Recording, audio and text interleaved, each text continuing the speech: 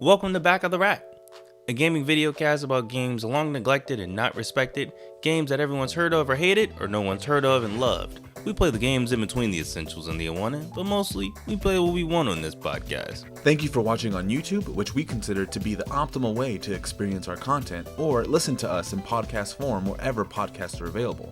Join our Discord where you can talk with us and others about Back of the Rack games.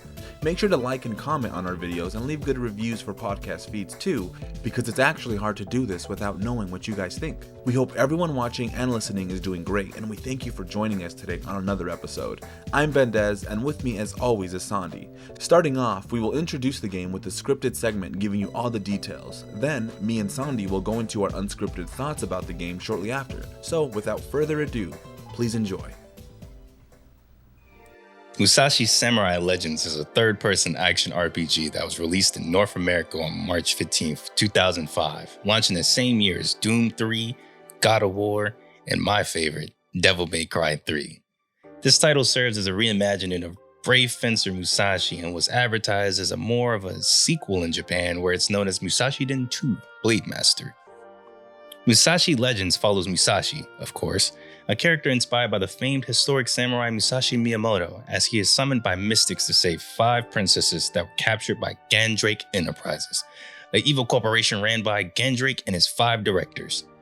The brainchild of director Yoichi Yashimoto and character designer Tetsuya Nomura, this intrigue was thought of to take place in Musashi's teenage years and adopt a more modern anime and manga style than its predecessor. The game involves controlling the titular character in a 3D combat using a katana and a second weapon that ranges from a great ore to the 5 elemental swords you collect throughout the game.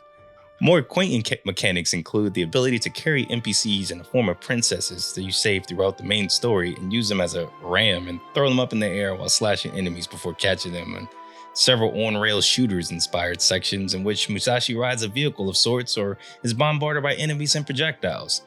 The players can gain experience and level up, distributing points across several stats like attack, defense, focus, to name a few. Progressing the main quests will unlock mostly linear areas like forests, volcanoes, mountains, and when progressing the main quests, players have the option to take on a handful of side quests and backtracking to explore previously unlocked areas. The Anthedon, a large airborne white whale with a city on its back, serves as a hub to Musashi where you can visit several shops, talk to his denizens, and participate in challenge missions and save your game among other activities. So the developer Square Division 5 has only worked on a handful of games, including the predecessor to Musashi Samurai Legend, Brave Fencer Musashi in 1998, Parasite Eve 2 in 1999, and the PS2 remake of Kingdom Hearts Rechain of Memories in 2007. The series director and concept creator Yoichi Yashimoto has even less under his belt, helming such projects as Konami developed and published Batman Returns for the SNES in 1993, and The Adventures of Batman and Robin for that same console, released that following year. It is notable that he was involved in co-producing the well-liked PSP title Kingdom Hearts Birth by Sleep in 2010. On the opposite end, famed character designer Tetsuya Nomura has been a part of many projects, mainly his involvement in directing the renowned Kingdom Hearts franchise and designing several characters for the long-running JRPG series Final Fantasy, as seen in Final Fantasy 7, 10, and 15, to name a few. Then up-and-coming Musashi Hamauzu lends his talents to compose the soundtrack for Musashi Samurai Legend, at the time being only known for working alongside famed Final Fantasy composer Nobuo Uematsu on Final Fantasy X in 2001, and composing for obscure PS1 fighting game Tobal No. 1 in 1996, and the PS2 JRPG Unlimited Saga in 2002. Musashi Hamauzu is now known for his work on the Final Fantasy XIII trilogy and his compositions on Final Fantasy VII Remake. His longtime collaborator Junya Nakano contributes several tracks to Musashi Samurai Legend while also having a similar discography to Hamauzu. Musashi Samurai Legend suffered from middling reviews from both audiences and critics, with some citing its lack of depth in terms of its RPG elements when compared to its predecessor, and others noting inconsistent frame rates and repetitive environments. Much praise has been given to its art style, specifically its character designs. Audiences found the combat to be fun, if a little repetitive, while some cited that copying enemy skills was an interesting idea but wasn't implemented thoughtfully enough to have any real impact on the overall experience. The voice acting seemed to be unanimously panned at the time by players. So, let's begin with the thought table.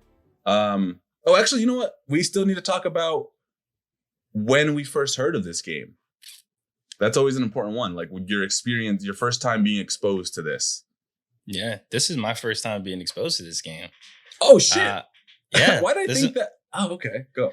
Yeah, I think I bought it because I saw the cover and I was like, oh yeah, this shit is cool. And then I think it was one of those times that I took a picture and was like, look what I got from the game store. And you was like, boater. and and now it's just finally, I think we put this shit off. I think it was supposed to be season 2 and we said, nah. And then now we're finally playing it. Like it's been put off since like season 1. We're just trying to play this game. But I think that's what happened. We started playing this by myself and I was like, yo, this is really fucking like, this is something here. And what happened was that I didn't have a PS2 to play it at on. the time. So, at the time. So I was playing it on the PS3 and it was glitchy as it was almost unplayable with the like artifacts and there was a lot of stretching geometry and glitches. I was like, yeah, I can't play this like this. So then you don't have any real, like, I guess, nostalgia or anything for it, huh? No. And as we found out before recording this podcast, I thought I had nostalgia for Brave Fencer Musashi, but I probably only have like nostalgia for like the first area, probably. I was a little kid. I'm like very little kid. So like I don't remember much of it. I do know that I did have Brave Fencer Musashi. I can count on like 10 fingers the PlayStation 1 games I've had and played in my life. And I know Brave Fencer Musashi was 2 of those. So Musashi Samurai Legend for me is a very seminal game in my gaming history. I played it when I was entering high school, and anything that you love or are getting into at that time sticks with you forever around that age, So I remember picking this game up and I was going on vacation. I think I was going to stay at my aunt's up in like Utah or Idaho or something for a full summer. So this was like the last game I was going to be able to play before then because she didn't have any consoles up there and I wasn't allowed to bring my shit up there because honestly, I don't know why I didn't bring the console with me. I don't think she was kind of anti-games. You've been putting a like plantation or some shit about it? No, she was kind of just like she get out and do stuff, and I don't know. I just kind of like didn't even think about bringing it. I didn't have I was gonna stay in one of her extra rooms up there, and didn't even have a TV. So so I was like, I'm not gonna be sitting at home playing games at my aunt's house for the summer. But I only was able to play about half of it. Like the timelines converged because when I was playing this, it was also before my a recent trip I took to Oregon. So it was also like I was playing it up leading to a vacation. So it almost felt like I was reliving a moment in my past by playing this game, but I was actually able to complete it. So there's that aspect of it, which is that's actually really cool. Yeah, it was really, really weird, but it worked out. This game also just like it was sort of my first taste of like that sort of Zelda-esque adventure kind of action game. It has that sort of like, okay, so you're going to kind of explore this world and you're going to save princesses. Here's your swords. And you got all it's very by the numbers, but it kind of was the first game that wasn't Zelda that I played that had that kind of like, save the princesses kind of thing, But what really stuck out to me when I was younger, when I was playing this, was the music. I don't think I really grasp the combat. I remember I struggled a lot with that fucking with the copy abilities. Yeah, the copy. Yeah, what is it called? The focus mechanic. Yeah, I struggled with that a lot, and I remember I was like, but the music like fucking just pulled me in. I don't know what it was about this specific soundtrack. This game has always been one of like the most important titles in my like, what is your top 5 most influential or nostalgic games? This is in there, even though I didn't beat it at the time. It was just like the art style and the music. I just was so of that time, and I guess Tetsuya Nomura was kind of blowing up in his popularity and stuff. So it was just super, super important to me. But that's where I also really got into, I think, the type of music that the composer makes, which is like this mix of like electronic, synth, like atmospheric. Yeah, it's like it's hard to explain. Like it's a mix of genres, but it's also very distinct. Like you hear it in Final Fantasy X. You know, like there's tracks that he composed in that where I was like, oh yeah, that feels like this, and it's the same composers. It's very synth heavy. I'd say, like, speaking of Echo the Dolphin, it's kind of like Echo the Dolphin, where it's like a lot of chords, a lot of progression in that type of feel on top of the instrumentation. He's actually one of my favorite composers because of that game. And that was just a very important time in my life because I was also playing other influential games like Shadow of the Colossus. I think I played those games maybe back to back. And so that's a double take right there. Yeah.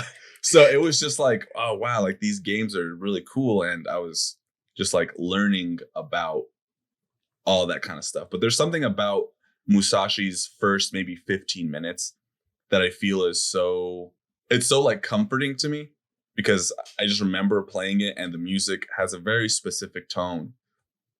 But yeah, no one ever really talked about this game. I don't remember being young and anybody even on YouTube now, like this is not a game that I see people talk about or remember fondly to begin with.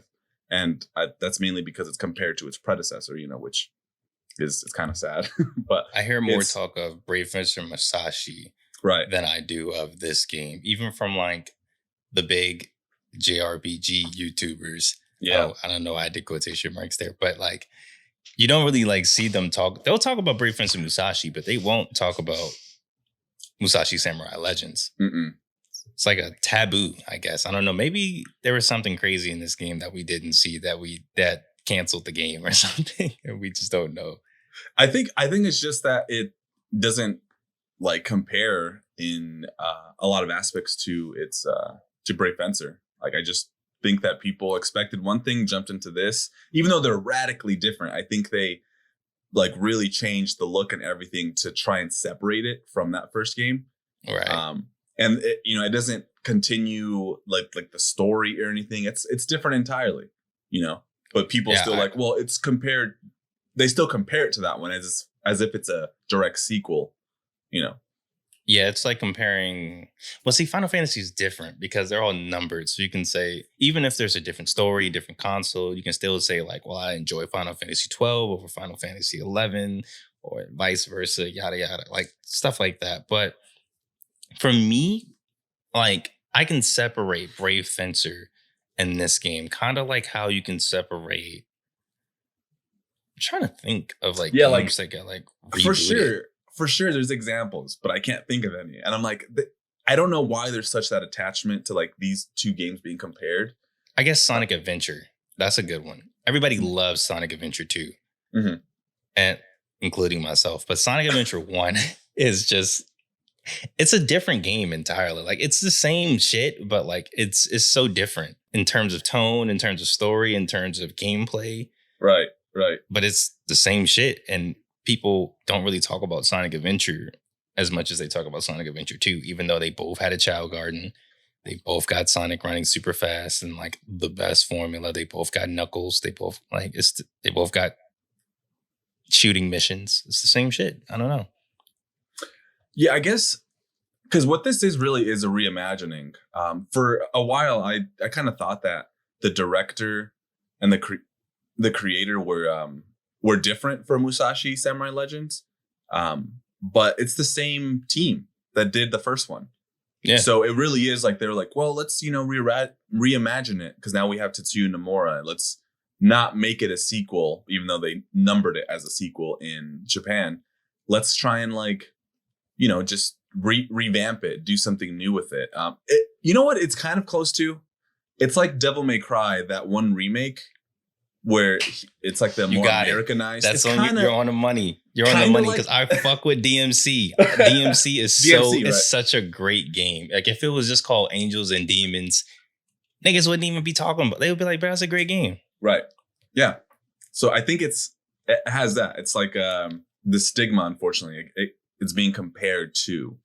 So, and there are a lot of games. I'm sure you guys out there can think of games that were maybe reimagined or suffered because they were attached to a specific name or franchise, where if they weren't, they could have been far more successful and judged on its own merits. Because this game has a lot of great things, as we'll get into.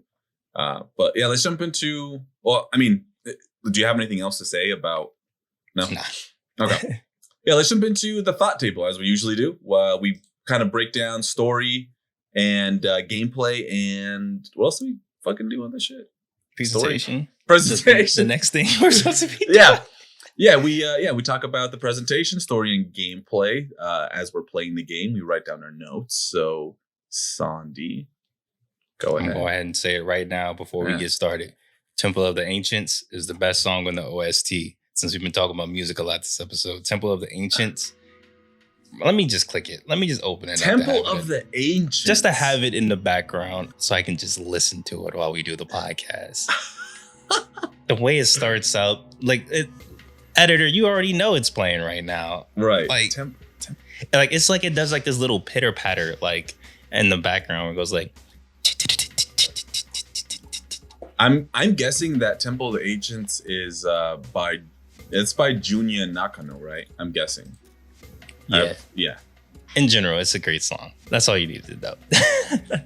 But overall, I really enjoyed the presentation. I love how the graphics feel like they don't age. Like even playing this on a PlayStation 2 upscale, even just looking at the game, like it just looks good.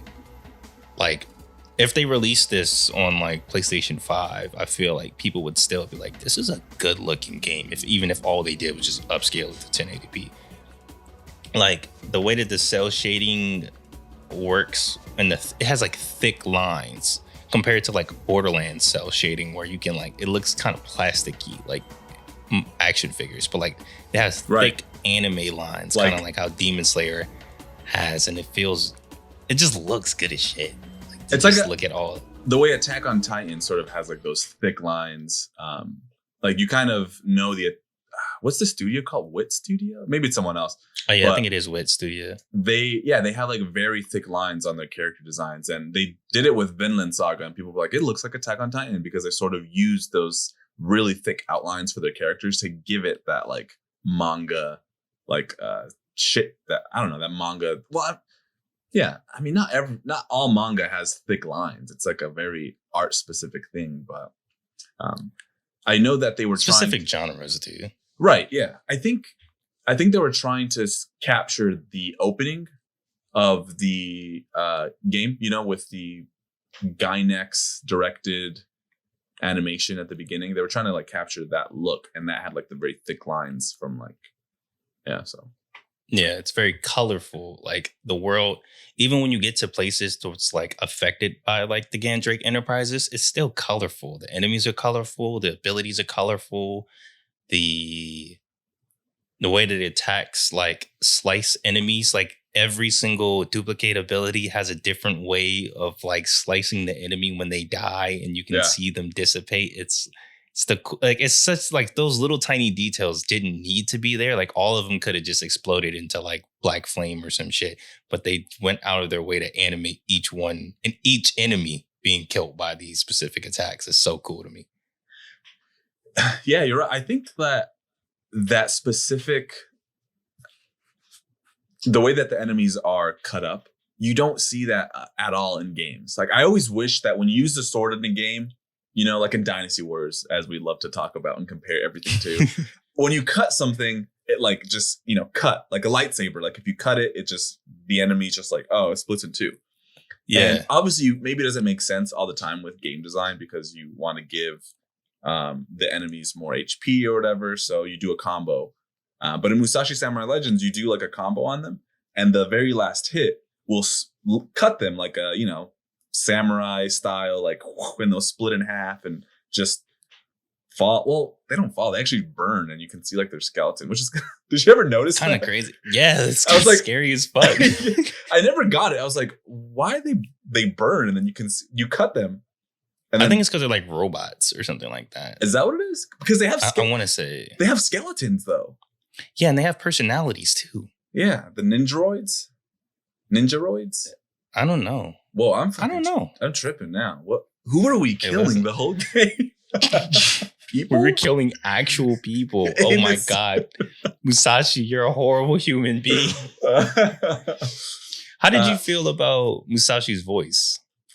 I enjoyed it. I liked all the voice acting to me was fit. I think Musashi's voice specifically, maybe the delivery was a little off on some. But everybody else was way good. better. Yeah, everybody else was way better than Musashi. But Musashi, I think I've really fucked with Musashi's voice. Yeah? Yeah, I liked it. Because like he's a teenager. He's like, what, 14? And like the way he cracks jokes at people, like there's one specific scene where he goes up against, what's the dude that has a soccer ball or whatever? Like the guy that kind of looks like Waka. right, yeah. Yeah, he's like talking with him. He's like, did you even read the manual? And the guy's like, yeah, I did read the manual. He's like, yeah, then what's on page 6? Like he just does snarky shit and I love it. A cooler Waka, that's for sure. Waka Black. Not the racist one. Our bed's out of here. So, yeah, I mean, I really liked the voices. I know that I was on Reddit and I had mentioned this before. I scoured Reddit and I found that a lot of the comments about this game were that they had the worst voice acting that they've ever heard. So like the post on Reddit would be something like, "Oh, what's the worst voice acting you've ever heard?" And a lot of people would cite this game as that being like one of the worst voices. And the voice for Musashi, what else has he done? Didn't you say he did Naruto, or am I tripping? Yeah, I want to say that it's the same voice actor as Naruto. I want to say. Yeah, which is also another controversial voice. Everyone makes me. I'm sorry because somebody just came home. Yeah, we were actually all wrong. It's on Lean Hart, and she also voices primarily Anna Williams and the Tekken series, as well as Axel and Mega Man and Gitaru Man's main protagonist, which now just unlocked a memory in my head. They have the exact same voice. It's Gitaru Man. Well, shit. Okay, I don't know why we thought it was Naruto. It kind of sounds like it would be, though. That's for sure. Yeah, it's a lot of overlapping people. Like, there's also the voice actor for Zero. There's also the voice actor for, oh my gosh. A lot of them only have a lot of Bloody Roar. A lot of Bloody Roar and Virtual Fighter and Shenmue voice actors voiced all of the characters. They only have one. A lot of the people only have one other. I swear Steve Blum was in this game somewhere, and I just don't remember it. Who is Steve Blum? Tom. What's the nigga from the main voice from Toonami? And he's also the main dude from Cowboy Bebop. And Mugen from Samurai Champloo. Oh, that's Steve Blum? Well, yeah. Yeah, Mugen from that's it, yeah. You think he's in here? I thought I swear he was like the ninja dude. I swear he was, bro. Yeah.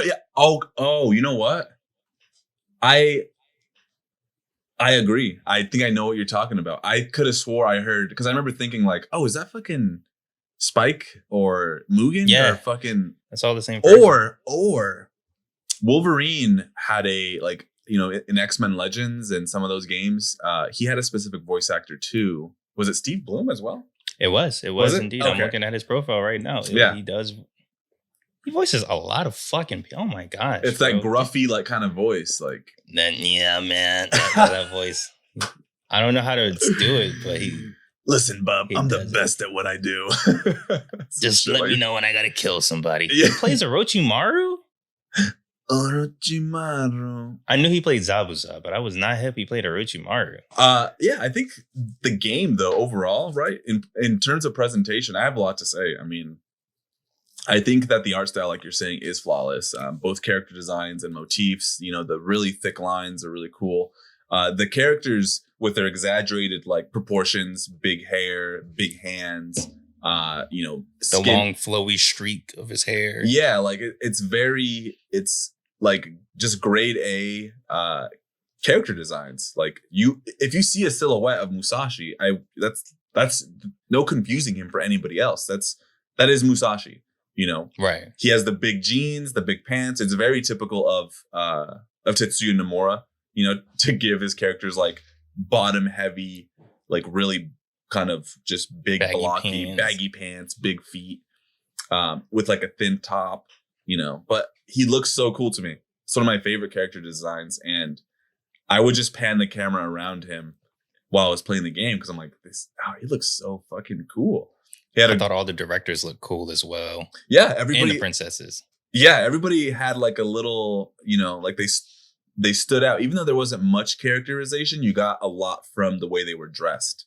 Like, oh, this is probably this type of character. It's a masterclass. I feel like this is a game that should be talked about in terms of its character designs. If you're teaching a class or something on it, like, okay, this is, each character has like a theme, and you kind of get a sense for who they are. Even like the way they're positioned, like that one director that is like a ninja kind of guy, and he always has his arms crossed and he has like a little lean, like how like Hanzo has exactly, Samurai Warriors, where like he's ready whenever you want him to do some ninja shit. Or even Claudette, the one that was with Gandrake, that was actually the last princess that you needed to save. Like, even when you look at her, like once they revealed she was a princess, it's kind of like, oh yeah, now that I look at her design, she does look like the Void Princess. It's really, really cool. Everyone looks, I would want like prints of all these characters and put them up on my walls. I think they're really, I definitely would have want an art book if there is an art book. It's probably Japanese only. Or it's probably like in a Tetsuya Nomura works. It might be combined with some of his other works as well. Right. But yeah, it's really, really beautiful. And if you're interested in any of that kind of stuff, this is a game to look out for, just for the unique style alone. Let's see, what else did I write? So, I put that the confirm sounds on the menu screen are excellent. I love like the little yeah, and it just like echoes, and it just feels like a very premium game. There's something about there's only two like Dynasty Warriors in this game, right? They can have a confirmation sound that's iconic.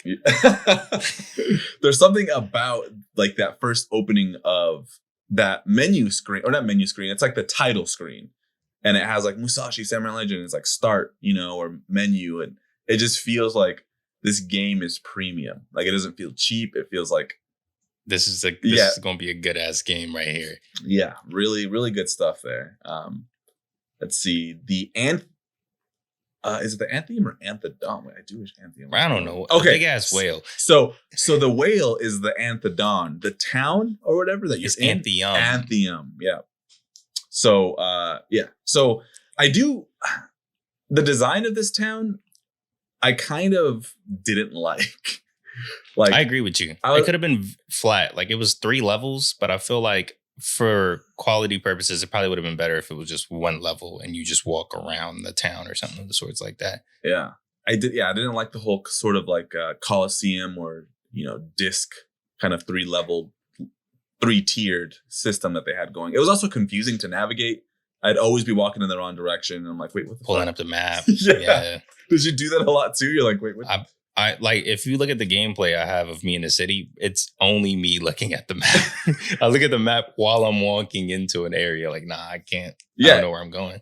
And that just lets you know that it just wasn't really designed with the player in mind, because it was a lot. It's very bland. It is. It's all white. It's an all white town. Yeah. Each shop. Okay, so each shop on the outside looks the same, but when you walk in, each shop did have a lot of character. I did like that. You go into a shop and it had like, so there's like a bar, there's like sort of a appraisal place, there's the scientists, and a couple of restaurants and things, and they all had a flavor. They all had a different feel to them. They all looked different. Right. They were all empty though, which I thought was weird. Like, the restaurants were always empty. No one was ever in the bar. You never see like random pedestrian, like after doing a mission, you never see like a random resident that you save, because you save all these residents, but you don't really, they just appear to give you random text. It's like, really saving to do much. Yeah, there wasn't, and I kind of felt like it was missing in that department, but I don't know. Ultimately, what I thought was that it looked like a luxury hotel. Yes. Like it just felt, because they had the waterfall down the middle, and it just felt like, oh, this is room 101, room 102, like it just felt like a very uniform hotel look. I noted that Mycella's voice acting I thought was a standout purely for the delivery, and I thought it was cast perfectly. Like it fit her character really well. Really struck out to me, though she doesn't have many lines to begin with. But yeah, once she's done her job, she's gone out the way. But Mycella, I feel like it's probably one of the first princesses that I felt like I was like, okay, yeah, this is a good story. Right. Because she defies the odds. Like once you do the Earth princess and she's very one-dimensional, and then you go to this princess, she's like, don't save me. I don't like you. Get out of my face. Yeah. And it all makes sense why, story-wise. And you're like, okay, I like this. Yeah, definitely good. Jungle Journey, I think, is the theme from Paikiden Jungle. I think it's one of my favorite songs ever. Like, I think it's one of the coolest instrumentals. Repeat what you said. Make sure. Double down. Jungle Journey. No, this is a song that has, it's like if there were ever a soundtrack to my life, this would be on that soundtrack. Jungle Journey. I've listened to this for 15 years now. I always have this song in my playlists where I'd never skip it. I'll skip it sometimes, but I just love the sound of it. Obviously, we'll play it in the background here, a little bit of it, but it's a great track. But that entire soundtrack is fucking bangers. Like that's first track, second track. As soon as you exit out the area and you're going towards Gandrake Enterprises, it's just like, whoa. Yeah, the songs are definitely some of the highlight of the game, I would say. And Junya Nakano and Musashi Hamazu are just a dream team of composers for me. I think they're my favorite game composers. I want to play the games that they compose, like Unlimited Saga and Front Mission. I think they also did. You don't want to play Front Mission. I know, right? They did Threads of Fate too for the PS1, or at least Junya Nakano did. But these are fucking like, they're geniuses, I think, musically. Like they just have some really good, very, very specific shit to me. They're the Neptunes of the game composing world. I'll say. That's an ample comparison. I can agree with that. That's an ample comparison. And for anybody who doesn't know, the Neptunes are it was a 2000s production duo of Pharrell Williams and Chad Hugo. They produced a lot of like the hits from the 90s and early 2000s. Most of the hits. Yeah, most of the hits. That's for damn sure. I think Istara was a really standout character design, by the way. I loved her character design. I wish you could play as her. Did you ever play against her in the arena? No, I didn't get that far in the arena. Yeah. There's like an arena match where you actually fight against her. And she has like an entire moveset and everything. And I thought that was like the coolest shit ever. Oh, like she does like wind slices and like she does like super fast, like it's so cool. Yeah, she was like, her design. I'm like, damn, that'd be so cool if you could just play as her. There's you can collect like cards or figurines in the game. And it'll let you, they're called magic cards or something like that. Yes. Yeah, magic cards, something like that. And basically what it lets you do is go into the menu, look at the card, and then it'll pull up a little, figure of them, and you can like rotate them. That's a really good way to really appreciate some of the little flourishes and character like design that I thought was like really, really solid work. Let's see what else I have. I must be the only person who doesn't think that shrine dresses or gowns look that great.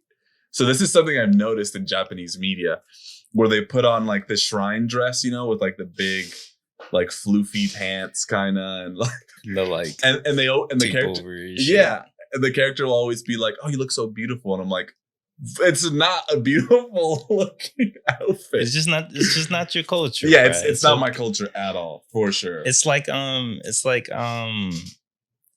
it's the wedding dress, I would say, of Japanese culture. From what I've like, the same response that people get, like when a woman in American culture is wearing a wedding dress or gown.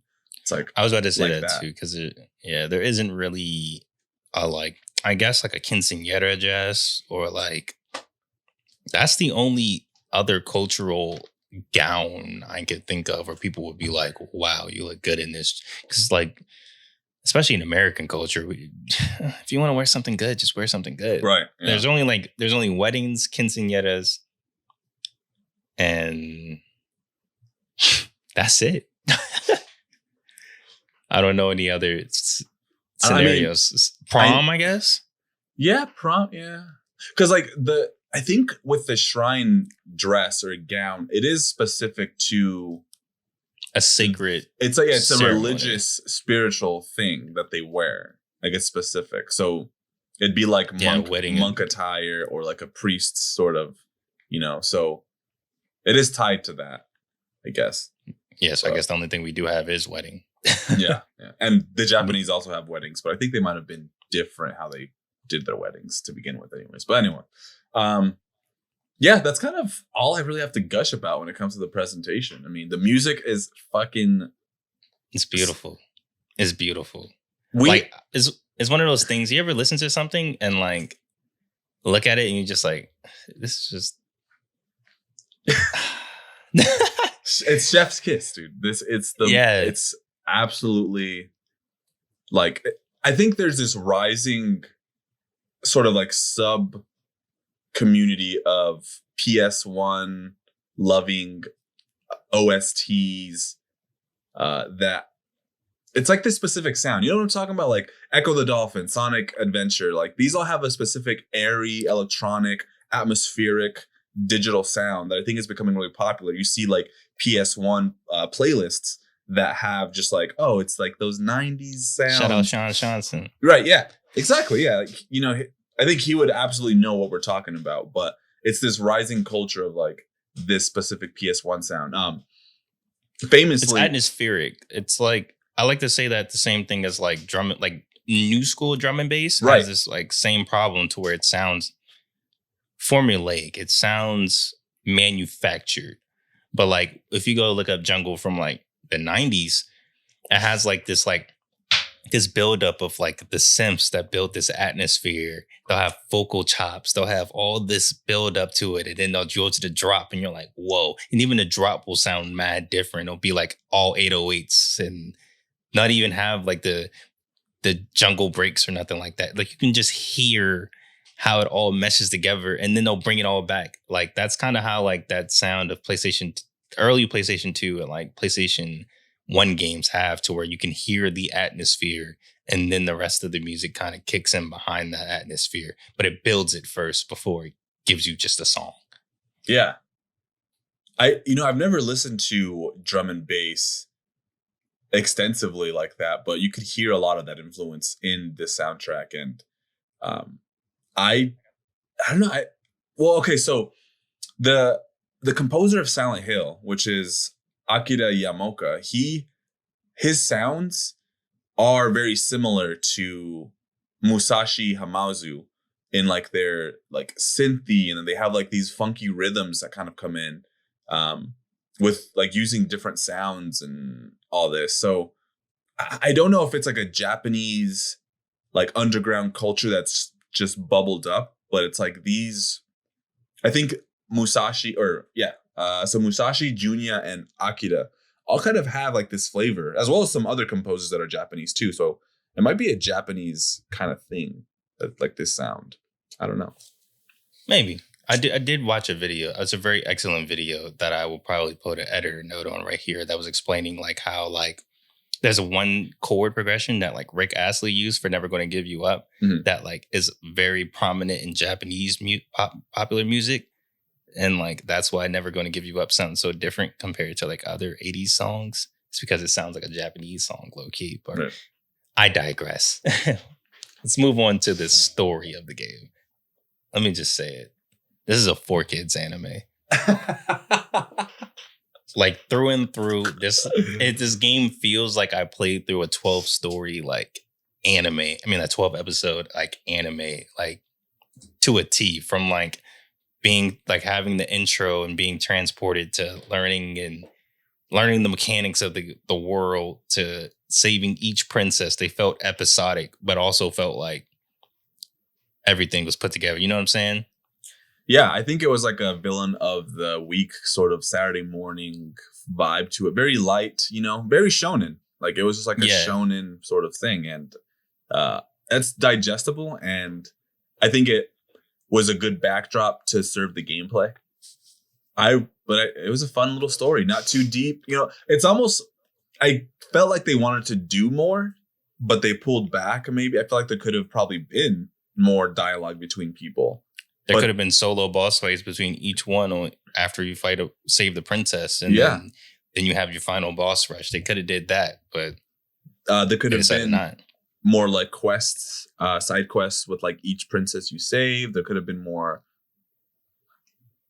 Maybe they didn't it just felt that maybe something was left on the cutting room floor, because these characters feel like they were almost fleshed out all the way, but they were just like, oh, we don't have time for that. It's going to ruin the pacing or something. Especially the directors. The directors feel the most like we didn't get to see all they could do. Yep. Especially because a lot of them were fought in like 2-person boss fights. So you would fight 2 of the directors, and then you fight another 2 directors. Then you fight this one director. Like it never felt like I was like figuring out why that director was a director, why they were one of the scary guys. You know what I mean? Yeah. And I think that was done for pacing. I remember thinking about that. At the very end of the game, it's like a boss rush thing. So you're about to, fight Gandrake, which is the main villain. And he has the 5 directors, and you fight them sequentially, like kind of like you're making your way up a tower to the final boss. But instead of doing, 1, 2, 3, 4, 5, you fight 1 and 2 at the same time, and then 3 and 4, and then you fight the 5th one, by himself. And I think he even offers you like, hey, do you want to join us? Or do you want to overthrow Gandrake? You and me can fucking run this whole thing, So I thought that was a cool little story aspect, but it might have been a pacing thing, because I did feel like, oh, am I gonna have to fight each one of them on their own? That's 5 fucking. So maybe they're like, let's just combine them. Fuck it. And also, the princess worlds were very expansive, and you backtrack, but it's like a good backtrack. Like you go back to all the different areas and you do things, you unlock different areas that you weren't allowed to go to because you got new power-ups. So like all the areas for each princess, like the forest or the mine or the other forest, like you kind of explore them all to like a significant degree.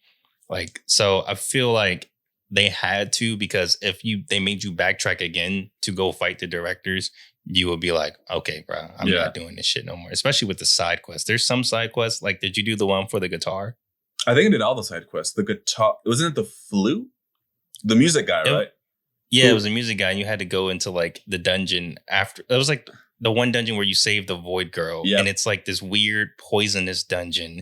And then once you save her, it becomes this giant golden palace with all these booby traps and all this crazy shit. And you got to do all this to get a guitar so the guy could play a fucking show. Yeah, I did that one.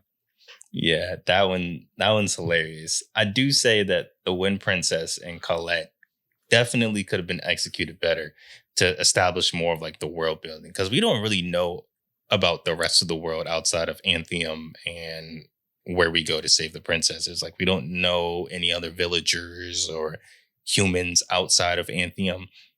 And Colette being a princess, but being with the bad guys, other than her just being a bitch. Like we don't really understand why she switched, why she did what she did, how she was. Like everybody just says she's a liar. Like they don't really explain why. Right. But how did a liar become the Void Princess? Or like even Ishitara, when like you see her the first time and you're like, okay, who the fuck is that? Obviously they have a sword. They're going to be somebody. And then you realize it's the Wind Princess. And you don't even like, it would have felt better if you fought the boss with her instead of her having to still be saved as a princess. Yeah, the princesses were a bit, I get just the characterization or everybody's backstory was pretty minimal. Like it was all like just enough to give you like, oh, okay, so there seems to be some sort of cliche, there seems to be some sort of problem there. So she joined, the what is it?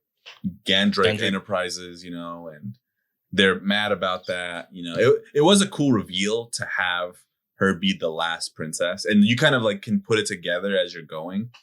But yeah, you're right. I absolutely agree with you that it felt that way, but I think it was also serviceable. Like it was just enough where I was like, okay, but I did wish there was more. But at the same time, this game has such. I'm okay with it. Right. This game has such good pacing. Like you can finish it like what? How many hours did I have? Maybe like 25. I want to say I had the same amount. Like it wasn't in most of it. I didn't want it to end. Right. That's the funny part. Yeah. Like it was so fast that I was like, like I would finish an area and be like, damn, that was quick. Yeah. All right, next area. It was very well paced, very somewhat linear, but you could still explore those areas that were linear. I'm trying to think of the story specifically in terms of if it would hook anybody, because it is pretty like, Musashi is pulled from back in time to this current time, and he's asked to save these princesses, and the main story is just him going to each princess, saving her, and then they unlock each princess guards a sword, and when he saves them, they go back to that Anthium, and then she's like, okay, let me do this ritual so that you can have access to the sword, and then it rinse and repeat. And then it turns out that Gandrake at the very end was also transported from the same timeline as Musashi, and he's a like arch nemesis, a longtime rival of some sorts. I think his real name is Ganryu. Right. Yeah. I can't remember his name, but I do know if you've watched Record of Ragnarok, it's the samurai guy that fights Poseidon. I forgot his full name, but that guy.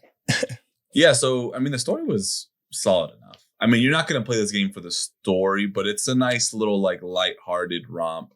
The dialogue is a little cheesy, because it's meant for kids, ultimately, Or I feel like this game is maybe. Yeah, story-wise, I feel like the fact that it wasn't as complicated as it could be with Tetsuro Nomura, like, yeah, don't let him touch the story. Yeah, because of what it is, like, I feel like it's serviceable because it's like I don't need that much. I don't like Brave Fencer Musashi. I feel like wasn't that complicated as well. Like I don't need all this extra story mechanics, all that stuff. I don't need all the side quests and all that stuff. Like. It just needs. It has exactly what it needs, and it doesn't do anything extra, which isn't a bad thing. But if we were to have a sequel in today's time, I think it would be a good thing. I would love to see them remake this, same art style. So, what's the fighting game that has like the cell shaded look? Guilty Gear. Take that art style, give it to this game, keep the character designs. Just make it. You know what's kind of like too? Do you remember that PS3 Afro Samurai game? You probably didn't play it. Yes. Did you play it? I fucking love that game. Yes. So, something like that. Like, make it maybe a little bit more fleshed out. Devil May Cry that combat up, a bit. And you're good. You're good. Maybe Literally, just make it any game is good if you make it a character action game. Yeah, which this could absolutely be. Absolutely. Except for Terminator. Right. I was like, wait, what? Yeah, you're right. Yeah, that's good. So do you have anything else to say about the story or the characters or anything? Any thoughts? Nah, it's so straightforward that like there's not really much to say other than like summarizing the story. But it's like the story's so one dimensional that it's like whatever. What would you think? How do you think the story would be received if this game was released today? They would hate this game if this is released today because they'd be like, "Why is there no dating sim with the princesses? Why can't I?" God, yeah.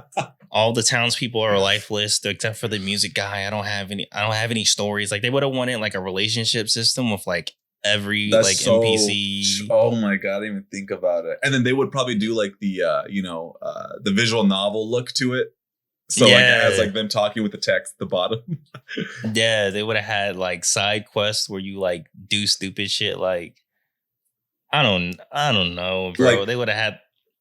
they would have done something like, okay, to build up like a Persona-esque type of thing. To build up your water damage, you can take the water maiden out or whatever. You give her gifts and Yeah, it'll boost, and you'll shoot a waterfall when you throw your water sword. Like they would have did so much shit that you would have been like, bro, I'm sick of this game. Yeah. With today's conventions, that's how I felt playing Final Fantasy VII, and you have like a whole date with Aerith, and I'm like, oh yeah, bro, this. I would have been out of Midgard by now in the original game. Like, why are we sitting here talking? Aerith, get out my face. I loved that, by the way. I loved it. You know what I really like about the Final Fantasy VII like date aspect is that it's good. It doesn't feel. It felt natural to me, especially the one with Jessie, where you like go to her house and like not meet her parents, but you get like. You go into her dad's room and like you get a little bit of like, oh fuck yeah. You see people living there and you see someone who's actually has a story, you know, and I really like that little. I do remember one page in Jessie's room. You can see like the actual play. Like she was an actual actor. Right. You can see the playbook and then you're like, oh shit. Yeah. She is a person. So maybe something like that. Or I don't know. I don't know how important that the maids. Because even when you go and talk to them during, like, the story, they don't really say much. Yeah, they're just like, ow, I'm hurt. Pick me up. Yeah. And then, like, when you bring them back to the Antheum, they don't really, like, you can talk to them in like, around the town. They'll sometimes be in the shops and stuff, but they don't really. They'll just be like, yeah, save me. Like, that's it. That's all you have to say. Yeah, I feel like, with today's modern novelties, they definitely would have had, like, you can only get the true ending if you get 5 hearts with all of the maidens, and then you get a secret boss or some stupid shit. They would have had like sparring matches with Ishtar to learn new moves. Like, oh, you can use this parry if you do that. Like, they would have did all that shit, bro. It would have been a 70-hour experience. Yeah, for sure. For sure. Nah. It'd be padded out. So maybe we don't want to see this game in the modern era. I do want to see it to see what the combat would be like. Yeah. Because the duplicating mechanic. As we move on to gameplay. Yeah, we'll move on to gameplay. So yeah, go ahead and talk about like the duplicating mechanic at first was like super weird because you have to wait for it to charge. Like you're just sitting there like waiting on it to charge up, and then you don't even know what move it is that you have to copy. So you have to just get your ass beat until you see like a square. And you're like, oh, that was the fucking move. I missed it. I gotta wait for him to do it again. Okay. And like it feels clunky. I can understand the clunkiness behind it. But once you learn some of the moves, there were some moves I didn't learn. Like, did you learn the move with the blob? Nope. Okay, so that's the problem with the this mechanic was that it wasn't utilized well, or you couldn't utilize it well because a lot of the moves felt the same. And your basic attack string was enough. It's really good. Yeah, it's enough. You don't like. There was no incentive ever to use like that. Any of the other moves. It was weird to me. I was like, you can copy all these moves, but I don't need to. You know? I think the only 2 moves that I felt were like, okay, these are game changing. Whereas the one where you like spin your blades to like block projectiles. Right. Yeah, that one that was only good for that particular boss. And then there was another one where you I think it was the blob. That once you kill the blob, there's like a thing that once you copy its ability, it's like you go into like a Zen mode and you're literally invulnerable. Oh, right. And yeah. That one is good. Yeah. I spammed that for like most of the bosses after the game. Like as soon as I saw it was a boss, I was like, all right, let me just go invulnerable. Yeah, I think what they could have done too is maybe have you copy like, because you can't really like run or dash. It'd be cool if there was like a sprinting, you know, maybe like, use that to kind of be faster or something. Yeah, more utility. Yeah, because a lot of the attacks, like, I wish there was more combos. You kind of had to make your own combos, you know? Yeah, because pressing the specific copy abilities, they take you out of the combos. Right. They have slow startups. They like, it's not like you can just press square, circle, do that combo, and then hop back into a combo.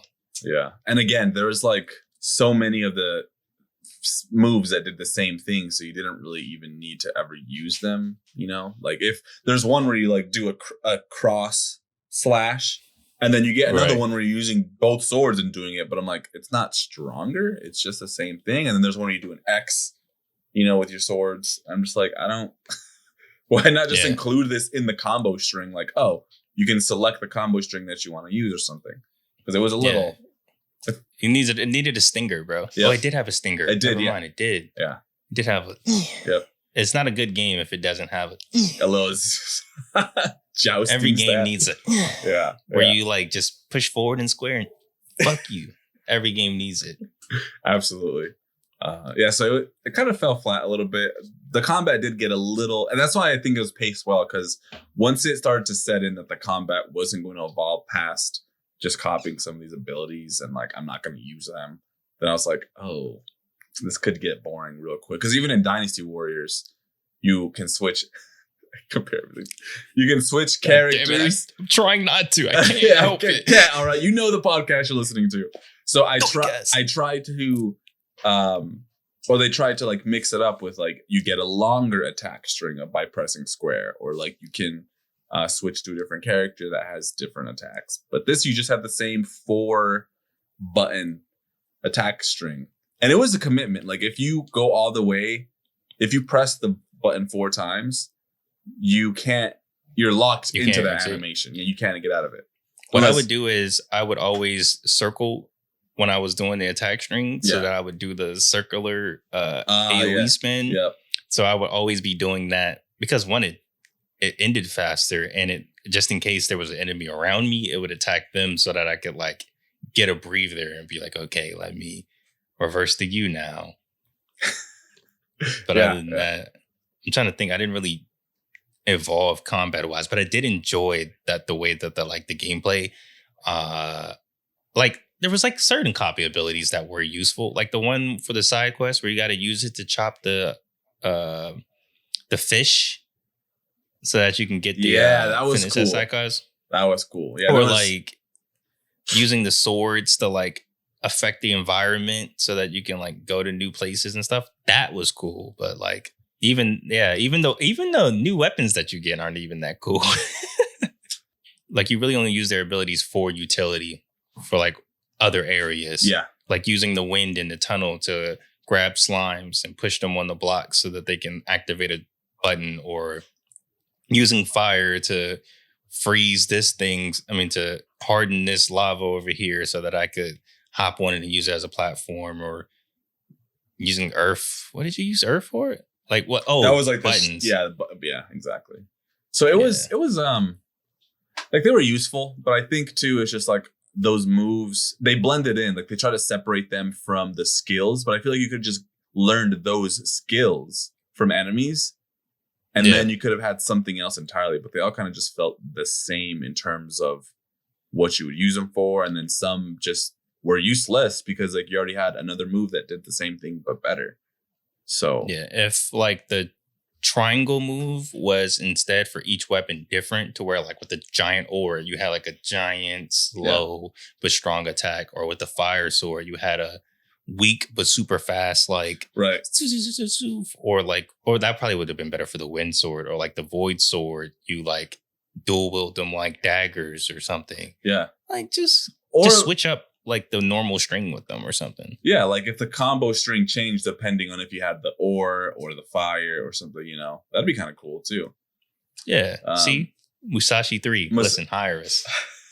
A direct sequel. I mean, it does end with a direct sequel kind of feel. Yeah, there could be more adventures for sure. How did you feel about the final boss? He was easy. I thought it was good. It was fine. Probably a little too easy.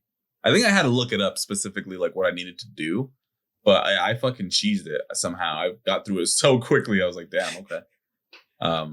Jumping and attacking was like my main thing. I was just jumping and then doing attack. Every boss. Yeah. That's all. Yeah. The final boss, I thought that was really cool. How you had to actually use the duplicate to like do the normal stereotypical showdown slash through. I thought that was really cool. Oh yeah, definitely really cool. And of course, the boss has like a final form. So after you fight him, he turns into a bigger version of himself. And Of then course. you're just like, all right, let's go. But it was cool. And even fighting all of the minions or the directors, they all had like their own little flair about them. The Rothschild, I believe, which is the one before the final boss, has like, he's a magic user. And I think he's copied. I think he copies like all the other directors or something of the sorts like that. Yeah, because you don't have all your swords before you fight him because they get taken away. Yeah, so you only have your regular sword because you have to put them all in to activate the thingy to like. Yeah. So yeah, it was good. I think gameplay wise, it's fine. Yeah, it's just fine. Like it's not bad. Like it's an okay game, and I think that's okay. It doesn't need. It's not like terribly annoying. It's not frustrating. You have to be deliberate with your button presses. There's nothing groundbreaking here, but it just feels like a good, like solid combat game. Like you just don't. It's one of those games that is good. Exactly. Yeah, it's just like it's good. Like, but if there's anybody that's like, oh, I love the combat, like you'd be like, okay, that's not that great, Yeah, like hold your horses there, buddy. Yeah, like okay, this is you don't play this game for the combat. I think just everything all together, like music, art style, just like the overall feel of the game, gameplay, length, pacing, all together. I think it's a solid experience for sure. For sure. The only thing that's not solid is the camera. That shit is horrible. The camera gets annoying a lot of the time. Yes, but that's a PS2 issue. Yeah, like it's rare that you have camera issues these days, but like back then, that was so common for every PS2 title. Nobody knew what the fuck they were doing. The analog stick was still new. Yeah. Like it was. I don't blame them, especially because I played like 4 other games in between that time on PlayStation 2, and they all had shitty camera controls. So I'm like, I give it to you. It's not you. Yeah, and frame rate was a problem as well. Don't forget Yes. that frame rate was definitely like I was like, ooh, Noticeable. It was noticeable dips. Yeah, for sure. But again, like, can we fault it? That's how games ran like that every so often. I put here, why was the D-pad not utilized for switching skills and swords? And it was. Was it? It was.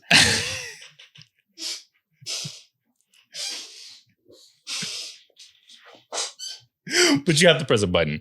I'll give it to you. You do have to press like it's like L2 or some shit. Uh-huh. It's like another button, and then you can use the D-pad to switch all your skills. Like I think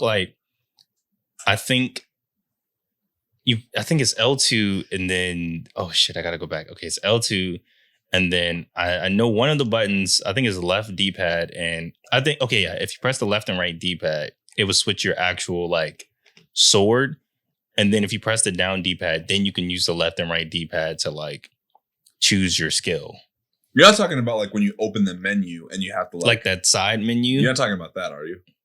Yeah. That's what I'm talking about. Yeah, no. But you're talking about just in general, like I'm just like while pressing. Exactly. Like while I'm in combat, that would have been because they're not used.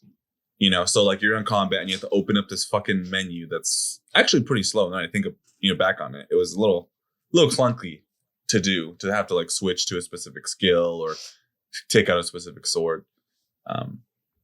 Not utilizing D-pad was definitely a fault, but I don't think I feel like D-pad implementation back in the day wasn't as common.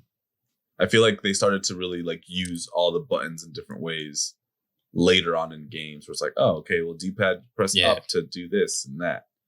It was kind of it was just another analog stick. It was like you can either use the analog stick or the D-pad to move. Yeah, exactly.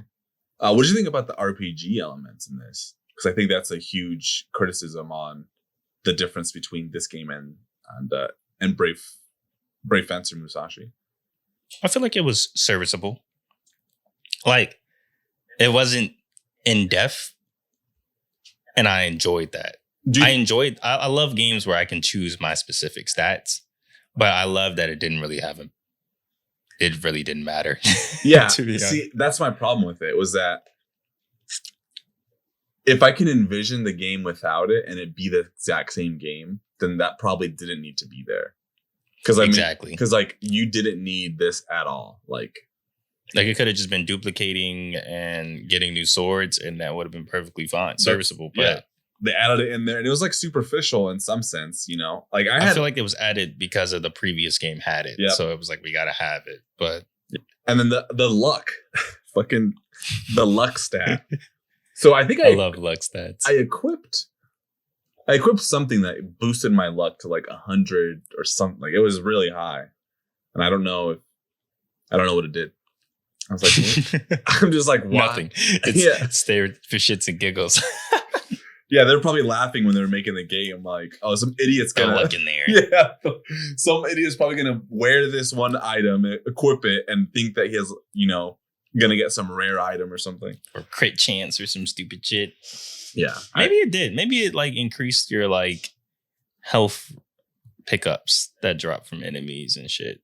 Maybe I don't know.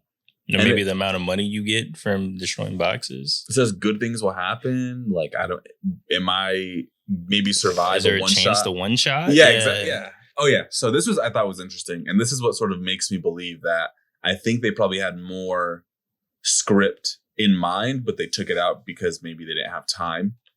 So if you go to each store or, you know, any vendor in Anthem, there's a chat option, and like it's always the fucking same for all of them, no matter the place in store. Yeah, and I'm like, why have this option? You know, and it's always like a one-liner. Like it was never like, oh, hey, did you know that maybe you can do this and that, and you know, if you the luck stat, or you know, maybe give you some information. It was all useless. So I'm like, I swear they probably had like a chat where they maybe would give you a side quest, or like, hey, I would recommend using this, or did you know if you go over to the, you know, forest and X, Y, you know what I mean? But they all gave you nothing. I was like, why is that there? Why are they teasing me like this? I don't know. What do you think? I feel like maybe, but to be fair, a lot of games back in the day used to have just stupid shit for no reason. Like Terminator allowing you to move around the fucking camera in the main menu. Like they just maybe it's one of those old school just shit to have in a game things. I'm guessing it was probably like the same with the level up system, where it's like it didn't need to be there, but they're like, well, RPGs have like that, you know, you can talk to the NPC, so we'll give them a chat option and just give them the same dialogue for the whole game. How did you feel about the on rails shooters sections? Did you like those? I didn't like the only on rails section I didn't like was the one where you have to fight like that giant fish. I really hated that one. That one was like really annoying. Only because I guess like the rest of them, if you kept driving and didn't hit anything, you would have still completed the on-rail sections. But because you had to defeat this boss on these little flying things, it felt ugly. I don't know. I didn't like that. Especially because the boss is really cheap. I wasn't a huge fan of some of the on-rail ones, especially the one where you're in the mine and you're going through like the shafts on that like orb. Like, the little. Yeah, I was like, You didn't like that? I didn't like that one. Cool. I did like the motorcycle ones, but the motorcycle ones are cool. But they also just felt like a little too light. Like I feel like there could have been more in it. You know what I mean? There could have just been a little bit extra, like maybe attacks or movement or. Oh. Yeah, it might have been a Square thing, like a Square, like, hey, listen, guys, you gotta have some mini games in your game. Or we're not publishing it. Yeah, we're not going to greenlight it unless you put like 3 or 4 mini games. There needs to be a vehicle section. There needs to be Blitzball. Yeah. Fucking Blitzball. Did you like the Coliseum, or was it the Coliseum? I loved the Coliseum. The arenas, those were like the coolest things ever. And then Ishtara being the Sephiroth of this game was like the coolest. I loved it. But her boss fight was hard as fuck. Like. It took me like 100 tries to beat her, but it was fun as hell. Gotta give it that. Yeah, I should go back and see I played a couple of them, and then I think I got stuck on one, and then I think I just went and beat the game, and then I was like, all right, cool. I think I'm done. You know, but I kind of would go back and forth. Like I think I did do it, and then I died, and I didn't save, so I didn't have that. Yeah. So I was like, "Fuck!" And then I just came back right before the end of the game, just to be like, "What new shit did they have in there? Let me just see." Yeah, I did it in one. Like I did it in one sitting. So I was doing like the first challenge, the second challenge, and then at some point. Oh, that's your first mistake. Yeah. What do you mean? I did. I think when I first unlocked the arena, I think I did because I think it was like 6 challenges. I think I did all 6, and I was like, yeah. See, I did. Okay, so I unlocked it, and I did the first 2, and then I didn't go back, and then I was nearing the end of the game, and I was like, oh yeah, let me go back to the arena, and I just knocked out whatever I had left, and then I got stuck on one, and I was like, I think I'm okay, especially because the rewards aren't like their ass. Yeah, I'm like, what's my incentive really here? Like, I'm not getting anything cool. I wish I was kind of getting a little invested in like the card collecting, and it made me think of you. I was like, because there was like values and shit for the cards, and that's funny as fuck because like, I didn't get invested. I know. I was surprised you didn't mention it. I was like, huh. No, see, I don't mind like collectibles like that, but like, I know I'm not coming back to this game. Like, that would have been cool if I was like 10 and I was playing this game. I would have been like, bro, I'm gotta get all the collectibles, bro, so I can look at them joints. Yeah, you didn't see the longevity. Yeah, the longevity of it. Yeah, now that like I complete a game and I go to the next game, that is kind of like, all right, whatever, bro. Yeah, it's that gas mentality, that games as a service mentality.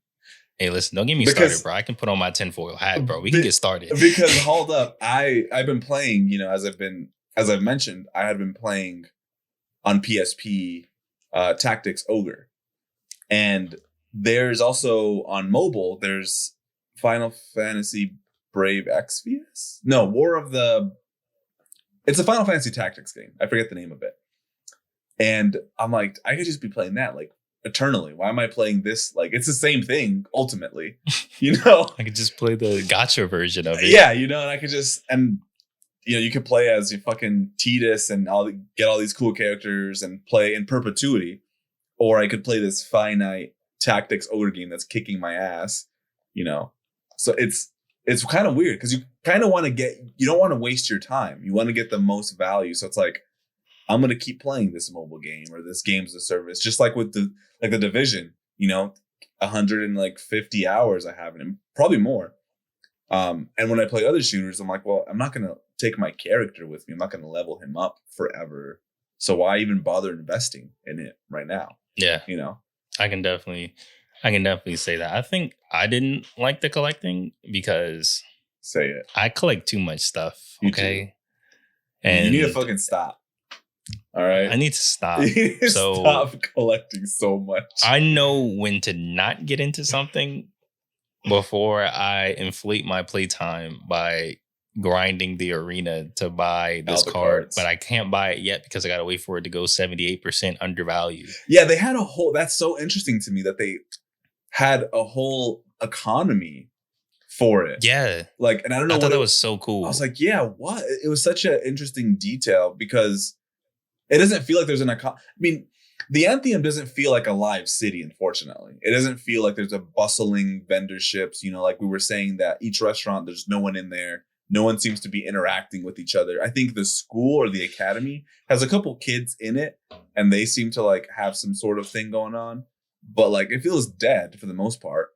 But then you can just talk to this newspaper dude and he's like, yeah, here are the going rates, exchange rates for fucking these cards. I think that's why I didn't get into it because whenever you would leave and come back, the rates would change and I would be like, what is changing this? What classifies? Yeah. Is it the luck stat? Maybe. We'll never know. I don't know, but I thought that was a cool idea. Like any other game, like if Pokemon had a trading card kind of thing. Not trading card, but like a value thing where it was like, hey, the Pokeballs are like there's 20 gold instead of 100. Like a live economy. I think there are. Yeah. I feel like I have this idea, or I've played a game where there was a live economy and it wasn't a games as a service. There's a game for sure that the health potion would go down in price, or this would be up in price or something. It's a really cool idea, and it's treats it as real life where it's prices fluctuate. The fish is more expensive to buy, or the steaks, for ingredients. Is it Monster Hunter that had that? Nah. Yes, Monster Hunter. Does it Yes, it was Monster Hunter. Yes, because sometimes you'll pop up in a shop and they'll be like, "It's a sale. Everything's half off." And you'll be like, "Okay, stocking up on traps today." Okay. So yeah, that's what it was. That's what it was. Damn, I feel like, Damn, how did I not remember that shit? how did I remember that shit? I don't know. All right. What else we got? That's it. For gameplay? It's a good ass game, man. Would you recommend this to any of your friends or to anybody? Like, what's a good PS2 game? Yes, actually, it's funny. I was like streaming myself playing this in the Discord to like the homies, and like they would be like, "What is this game?" And I'd be like, "Bruh, it's Musashi on PlayStation 2," and they'd be like, "I remember the PlayStation 1 joint," and I'd be like, "Yeah." It's like, Yeah. don't remember it because you're not gonna like this game if you fucking. Play the game, bro. Like, this shit fun. Right. But I mean, I would say it. Like, if you see this game, it's pretty cheap. Yes. So like, get it before PlayStation 2 games. Before this shit is like Brave Fencer Musashi 1. Hold on. Before I misquote myself, let me look up eBay. It's like 25, 30. Brave Fencer Musashi? No. The Samurai Legend, the second.